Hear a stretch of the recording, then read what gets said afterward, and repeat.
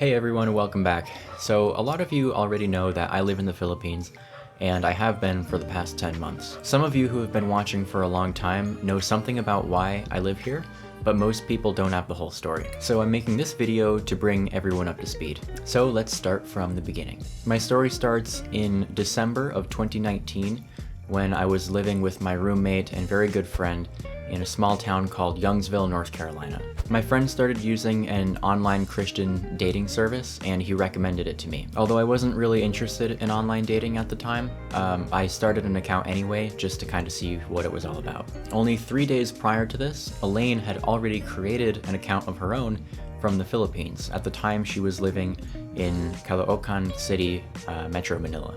So while Elaine was browsing the site, she came across my profile, but she didn't send me a message because I didn't spend a lot of time on my profile, so she wasn't interested. Now apparently, the one thing that saved me was I was the only person on the site either smart enough or stupid enough to use my real name as my username, and the fact that both Elaine and I didn't want to pay the service fee, which would allow you to send messages to other users, caused Elaine to wonder if my username was actually my real name. Because if that were the case, then she could just search for me on Facebook and send me a message there for free. So after searching me on Facebook, she found my profile and she sent me a message there. So I wasn't active on Facebook at all at the time, so I didn't see her message. After 3 days of not responding, she found me on Instagram and decided to follow me there and hope for the best. I was active on Instagram, so once I saw her notification, I followed her back immediately because I recognized her profile picture from the dating site. And after I followed her back, she sent me a message on Instagram and we fell into a conversation. We ended up talking for 14 days over Instagram direct messages before we video chatted for the very first time. Our first video chat was on day 15, and on day 15, that was December 25th, 2019, we decided to put a label on our relationship. So after 1 month of daily video calls, I already started planning a trip to the Philippines for March of 2020. Unfortunately, the Philippines decided to close its borders to all incoming travel right around that time that I started planning the trip due to COVID. My ticket was obviously canceled and the airline rescheduled it. I decided to reschedule it for July of that same year, 2020. I was hoping that all of that craziness would blow over by then and international travel would resume. Obviously that was not the case, and July came and my ticket was again canceled and I rescheduled it this time for September of that year. This process of scheduling and cancellation became such a common occurrence that we decided to just stop scheduling tickets and just wait for the Philippine government to actually announce the border's official opening.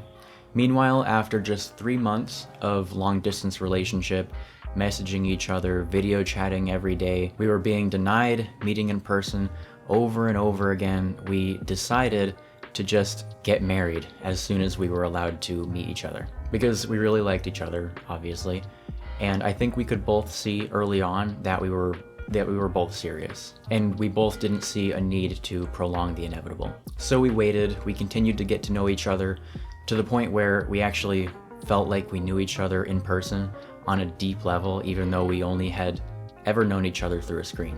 It's really difficult to describe to people how painful those days were. We really longed to be together and we just kept getting denied.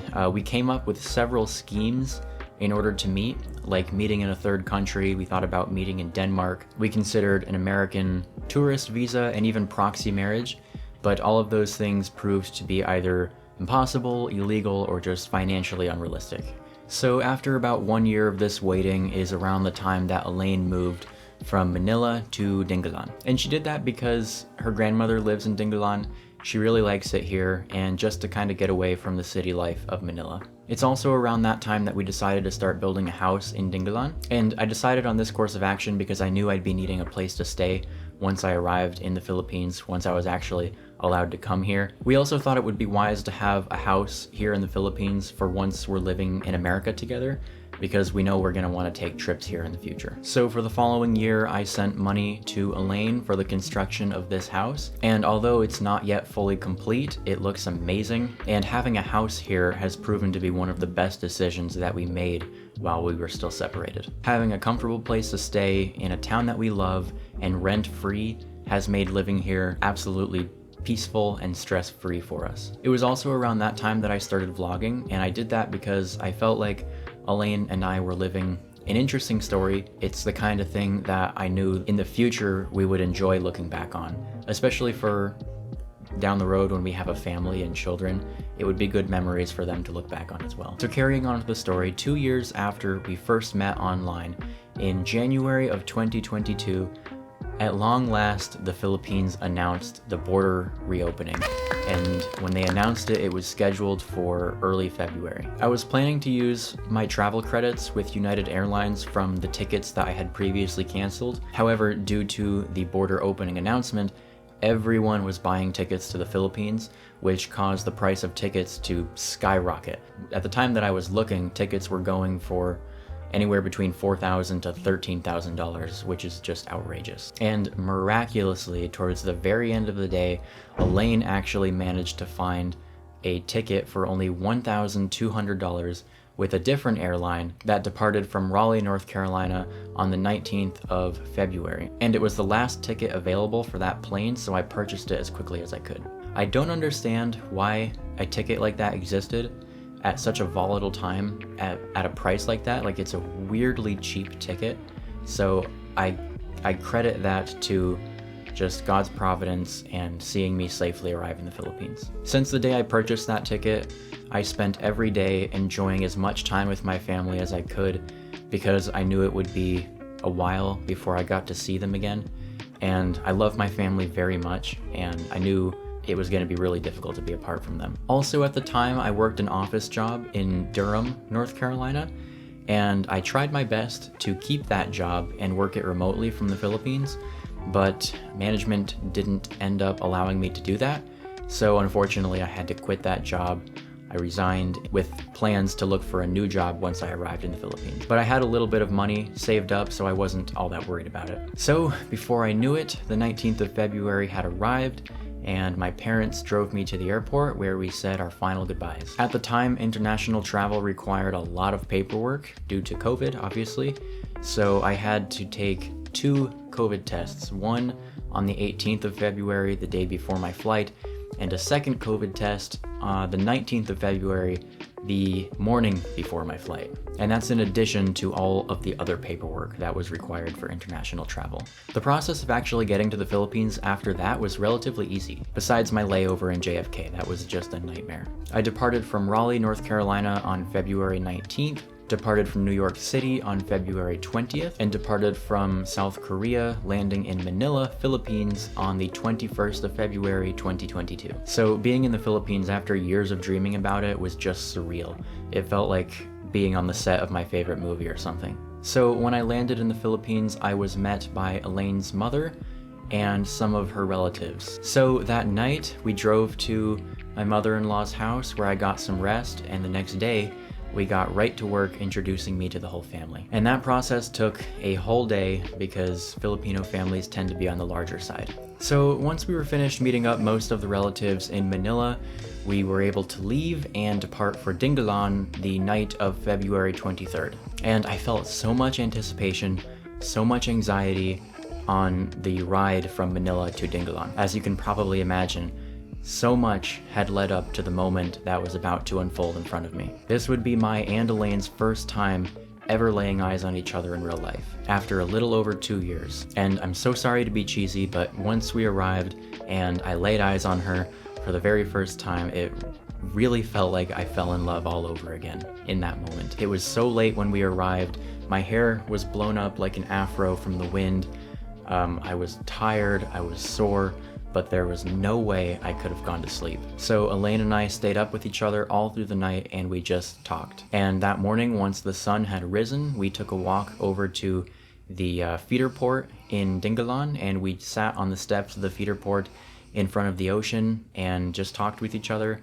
And my life didn't feel real in that moment. I had been looking forward to this for so long, and there I was in the Philippines, here in Dingalan, like at the feeder port, the ocean in front of me, Elaine right next to me, it didn't feel real. Everything felt perfect in those moments. So shortly after we came together, we got married right here in Dingalan, and our whole wedding is actually here on YouTube, so you can watch that if you'd like. And you probably can't tell by the wedding, but that whole wedding was planned in less than 7 days.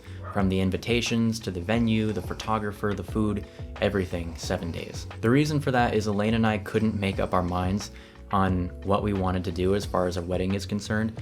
We wanted to do a civil wedding, but then we thought we're really going to regret not having memories of like an actual wedding with photographs and whatnot, so we decided on to do a real wedding. So after the wedding, we spent a few days at a local resort here in Dingalan, and since then we've been living here in our house. I have submitted for a spousal visa for Elaine. We're currently waiting for that to get approved.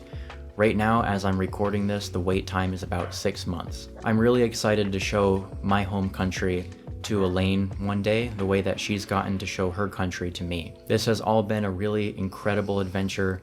I'm thankful to the Lord for allowing me to experience it, for allowing me to meet Elaine, for the way that it's changed my life. The adventure is still far from over. I think the rest of our lives are going to continue being an adventure like this. And that's why I live in the Philippines. So after writing all of this down and remembering all of these events for this video, I have one takeaway that I want to share with you all. To everything there is a season, and a time to every purpose under the heaven. I firmly believe that it was not God's will for Elaine and I to come together under the timeline that we had in our minds. Everything has a time, and just because something doesn't happen in the schedule that we had planned doesn't mean that the outcome wasn't the best possible outcome. Being separated for those years allowed both Elaine and I to mature, time to prepare ourselves for marriage, and time to really get to know each other. And once we finally came together, we clicked. We clicked as if we had known each other for our whole lives. So anyway, I hope you enjoyed watching. If you liked this, please give it a like, comment if you have any questions, subscribe if you would like to continue following me and Elaine on our journey here in the Philippines and our journey back to America. Thank you so much for watching, everyone. Please have a wonderful rest of your day or night wherever you are in the world. Thank you again. Goodbye.